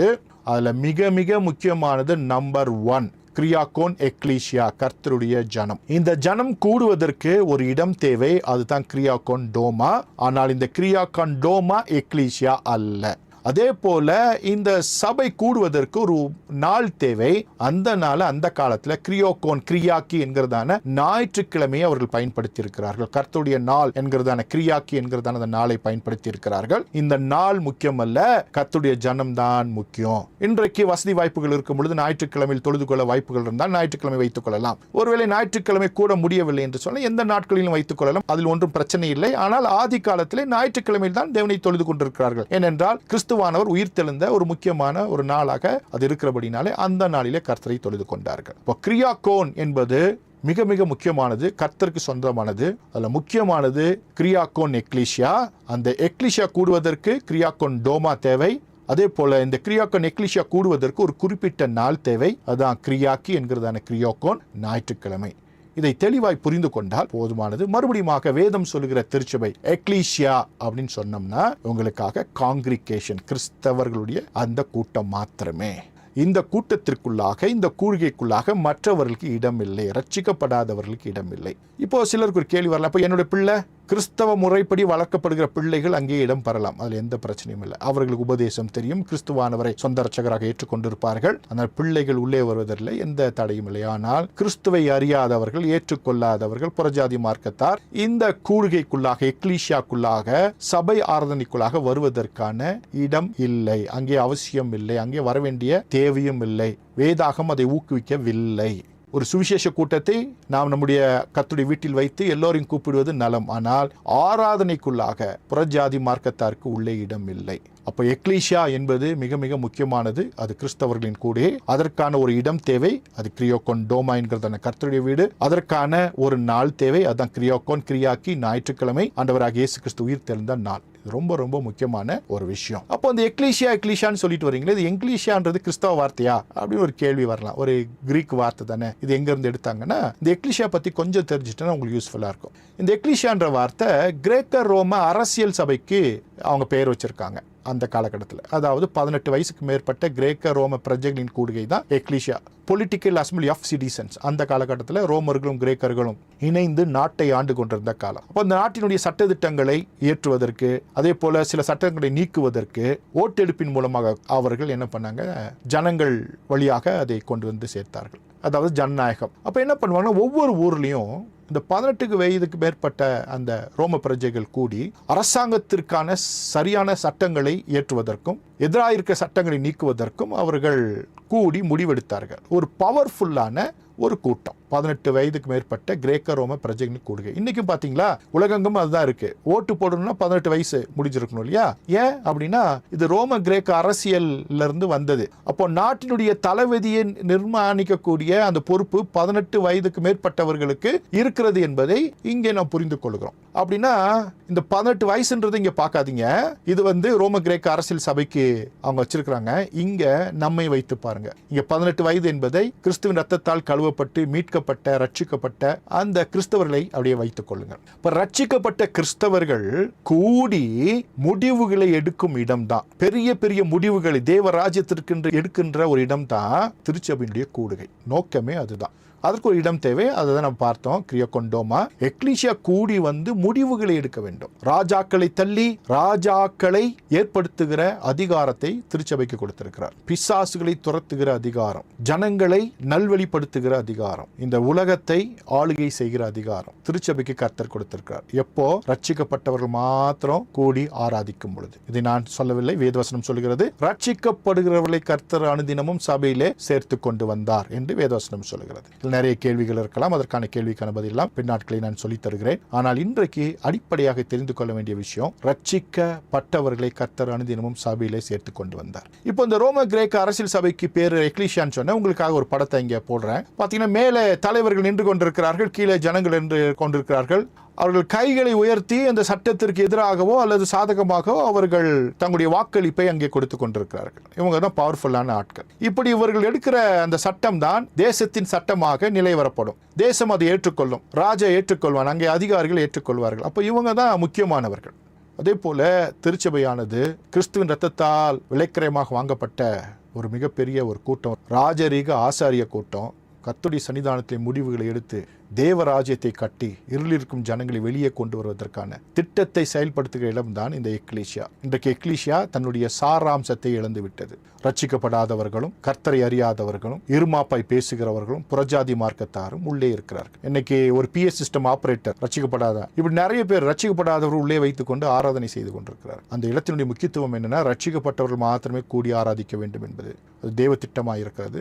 பரிசுத்த ஆவியானவர் தான் இதுல நமக்கு தெளிவான அறிவை தர வேண்டும். கர்த்தர் அதை தருவார் தருவாராக. நான் உங்களுக்கு சொல்லிக் கொண்டிருக்கிறேன், நான் ஒரு ஆசிரியராக இருக்கபடினாலே தேவ திட்டத்தை சொல்லிக் கொண்டிருக்கிறேன். ஆனால் பரிசுத்த ஆவியானவர் நடைமுறைக்கான காரியங்களை உங்களுக்கு சொல்லித் தருவார். நீங்கள் ஜெபிக்கும் பொழுது பரிசுத்த ஆவியானவர் சகல சத்தியத்திற்கும் நடத்துகிறவராய் இருக்கிறார். அவர் உங்களுக்கு சொல்லித் தருவாராக. இப்போ இந்த எக்லீசியாவை பார்த்தோம். இந்த எக்லீசியா கூடுவதற்கான ஒரு இடம் தான் இந்த எக்லீசியா ஸ்டேடியம். அப்போ ஒவ்வொரு ஊர்லயும் ஒரு பெரிய கூட்டம் இருக்குல்ல, 18 வயசுக்கு மேல இருக்கிறவங்க எங்க கூடி முடிவெடுப்பாங்க? இதை போல எக்லீசியா ஸ்டேடியம்ங்கிறதான இந்த பிரத்யேகமான இடத்தில் கூடி தான் முடிவெடுப்பாங்க. இப்போ உங்களுக்கு புரிஞ்சிருக்கும் எக்லீசியா ஸ்டேடியம் என்ன, எக்லீசியான்னு என்ன. இந்த இடம் எதற்கு? இங்க தான் கூடி வரணும். அப்போ இந்த இடம் முக்கியமாக வாய்ந்தது, ஏன்னா கூடி வருவதற்கான இடம். ஒருவேளை இந்த இடம் இன்னொரு இடத்தை ஏற்படுத்திக் கொள்ளலாம், ஆனா உள்ள வர கூட்டம் இருக்கு இல்லையா, அதுதான் முக்கியமானது. அவர்கள் தான் முடிவு எடுக்கிறாங்க, இந்த இடம் முடிவுகள் எடுப்பதில்லை. அப்போ உள்ள கூடி வர கூட்டம் தான் முக்கியம். அப்போ எக்லீசியா என்பது உயிருள்ள ஒரு கூட்டம். எக்லீசியா ஸ்டேடியம் என்பது உயிரற்ற ஒரு பில்டிங். இன்னைக்கு உயிருள்ள கூட்டத்திற்கு மதிப்பு இல்ல, உயிரில்லாத பில்டிங்க்கு பயங்கர மதிப்பு எதிராக இருப்பதை நாம் பார்க்கிறோம். அப்போ திருச்சபை என்பது கிறிஸ்துவின் ரத்தத்தால் கழுவப்பட்ட, மீட்கப்பட்ட, ரட்சிக்கப்பட்ட ஒரு கூட்டம். அவர்கள் கூடி ஆராதிக்க வேண்டும் என்பது தேவனுடைய சித்தமாய், திட்டமாய் இருக்கிறது. உலகம் எங்கும் இருக்கிற கிறிஸ்துவின் திருச்சபையை என்ன சொல்லுவாங்கன்னா எக்லீசியா கத்தோலிக்கான்னு சொல்லுவாங்க. கத்தோலிக்கானா ரோமன் கத்தோலிக்கான்னு நினைச்சுக்காதீங்க, அது ரோமன் கத்தோலிக்கா. திருச்சபையானது பிரிந்த பொழுது ஈஸ்டர்ன் ஆர்த்தடாக்ஸ், ரோமன் கத்தோலிக்கா என்று பிரிந்தது. இந்த ரோமன் என்ற வார்த்தையை அவர்கள் வைத்துக் கொண்டார்கள். ஏன்னா அவங்க லிட்டர்ஜி லாங்குவேஜ் வந்து லத்தீன் மொழி. லத்தீன் மொழியை அவருடைய ஆராதனை மொழியாக வைத்துக் கொண்டு பிரிந்து போனவர்கள் தான் ரோமன் கத்தோலிக்கர்கள். பின்பு அவங்க வேற வேற சத்தியத்திற்குள்ளாக, மாறுபட்ட காரியங்களுக்குள்ளாக, வெனரேஷன், வர்ஷிப் என்கிற காரியத்திற்குள்ளாக, அதே போல சிலைகளை வைத்துக் கொள்வது, அதற்கான வெனரேஷன் பண்ணுவது போன்ற காரியங்களுக்குள்ளாக போயிட்டாங்க. அதை குறித்து நான் பேச வரல, பின்னால வகுப்புகள்ல ரோமன் கத்தோலிக்க பத்தி பேசலாம். இன்னைக்கு எக்லீசியா கத்தோலிக்கான என்ன அர்த்தம்னா, கத்தோலிக்கான யூனிவர்சல் அர்த்தம். புரிந்து கொள்ளணும், யூனிவர்சல் உலகம் எங்கும் இருக்கிற அப்படின்னு அர்த்தம். எக்லீசியா கத்தோலிக்கான கிறிஸ்துவின் திருச்சபை, உலகம் எங்கும் இருக்கிற கிறிஸ்துவின் திருச்சபை. கிறிஸ்துவின் திருச்சபை உலகம் எங்கும் இருக்கிற கிறிஸ்துவினுடைய அவயவங்களாய் இருக்கிறது. இவர்கள் எல்லாம் ஆங்காங்கே கூடி ஆராதிப்பதற்கு ஒரு இடமும் ஒரு நாளும் தேவையாய் இருக்கிறது. அவ்வளவுதான், சிம்பிளா புரிஞ்சுக்கணும்னா. அப்போ இந்த சபை இருக்கு இல்லையா, உலகளாவிய அளவில் இருக்க இந்த சபை எக்லீசியா கத்தோலிக்கான்னு சொன்ன பாருங்க. இது சுவர் இல்லாத சபை, சர்ச் வித்தவுட் வால். ஆப்பிரிக்காவிலும் இருக்கு, அமெரிக்காவிலும் இருக்கு, இந்தியாவிலையும் இருக்கு, ஸ்ரீலங்காலையும் இருக்கு, எல்லா நாட்டிலையும் இருக்கு. எந்த நதியும் தடுக்க முடியாது, எந்த நிலப்பரப்பும் தடுக்க முடியாது, எந்த கடலும் தடுக்க முடியாது. மொழிகள் தடையில்லை, நிறங்கள் தடையில்லை, பொருளாதாரம் தடையில்லை, எதுவுமே தடுக்க முடியாது இந்த சபையை. நிலங்களை தாண்டி, எல்லைகளை தாண்டி, இனங்களை தாண்டி, மதங்களை தாண்டி, மொழிகளை தாண்டி திருச்சபை உலகம் எங்கும் இருக்கிறது. ஆங்காங்கே இருக்கிற இந்த திருச்சபையின் கூட்டம் கூடி வருவதற்கு ஒரு கிரியாக்கோன் டோமாவும் ஒரு கிரியாக்கியும் தேவைப்படுகிறது. நினைவில் வைத்துக் கொள்ளுங்கள். மறுபடியும் முடிக்கும் தருவாயில வந்துட்டோம். ரீகேப் பண்ணலாம். பரிசுத்த வேதாகமத்தில் தேவாலயம் என்றால் என்ன அப்படின்னா நீங்களும் நானும். சபை என்றால் என்ன? கிறிஸ்தவ கூட்டத்திற்கு பெயர். அந்த கூடுகைக்கு பேர், அந்த காங்கிரிகேஷனுக்கு பேர் என்னன்னா எக்லீசியா. அப்போ எக்லீசியா என்பது கிறிஸ்தவ கூடுகை, கிறிஸ்டியன் காங்கிரிகேஷன். எக்லீசியா ஸ்டேடியம்னா எக்லீசியா கூடுவதற்கான ஒரு பில்டிங். அது ஆலய கட்டிடம், சர்ச் பில்டிங்னு இன்னைக்கு சொல்லலாம். ஆலய கட்டிடம், சர்ச் பில்டிங் நம்ம சொல்லலாம். ரெண்டுமே முக்கியமானது தான். ஆனா எக்லீசியா இருந்தாதான் எக்லீசியா ஸ்டேடியனுக்கு மதிப்பு. ஆலய கட்டிடத்திற்கு ஜனங்கள் இருந்தாதான் மதிப்பு, இல்லைன்னா மதிப்பு இல்லை. ஏன்னா அவர்களால் தான் அந்த இடம் மதிப்பு பெறுகிறது, தவிர அந்த இடத்திற்கு தனிப்பட்ட மதிப்போ அதற்குள்ளாக கர்த்தர் வாசம் செய்வதோ இல்லை என்பதை நாம் தெரிந்து கொள்ள வேண்டும். மறுபடியும் கிரியாக்கோன் அப்படின்னா என்ன? கர்த்தருக்கு சொந்தமானது. அதுல 3 விஷயங்கள் இருக்குது. கிரியாக்கோன் எக்லீசியா, ரெண்டாவது கிரியாக்கோன் கிரியாக்கி, அடுத்தது கிரியாக்கோன் டோமா. புரியும்படியாக, கிரியாக்கோன் எக்லீசியா கர்த்தருடைய ஜனம், கிரியாக்கோன் கிரியாக்கி கர்த்தருடைய நாள் ஞாயிற்றுக்கிழமை, கிரியாக்கோன் டோமா கர்த்தருடைய வீடு, கர்த்தருக்கென்று பிரதிஷ்டை செய்யப்பட்டிருக்கிற ஒரு இடம். கிரியாக்கோன் டோமா கர்த்தருக்கு சொந்தமானது. இன்றைக்கு மாடர்ன் இங்கிலீஷ்ல சர்ச் என்ற பெயரில் அது வழங்கப்படுகிறது. ஆனால் இந்த வார்த்தை இன்றைக்கு ஒன்றை மாத்திரம் குறிக்கிறது என்பதை நாம் பார்த்தோம். இதுவரைக்கும் நான் சொல்லிக் கொடுத்த அத்தனை விஷயங்களும் உங்களுக்கு தெளிவாக புரிந்திருக்கும் என்று கிறிஸ்துவுக்குள் விசுவாசிக்கிறேன். நமக்கு 40 வகுப்புகள் இருக்கிறது. ஒரு வருட கால பாடம் 2025 26 வரைக்கும் நடைபெற இருக்கிறது. எனவே அனைத்து வகுப்புகளிலும் தவறாமல் பங்கு பெறுங்கள். இதுவரைக்கும் பொறுமையாய் கேட்ட உங்கள் யாவரையும் கர்த்தர் ஆசீர்வதிப்பாராக. கர்த்தராகிய இயேசு கிறிஸ்துவின் கிருபையும், தேவனுடைய அன்பும், பரிசுத்த ஆவியினுடைய ஐக்கியமும் உங்கள் அனைவரும் கூட இருப்பதாக. ஆமென். God bless you. Thank you so much.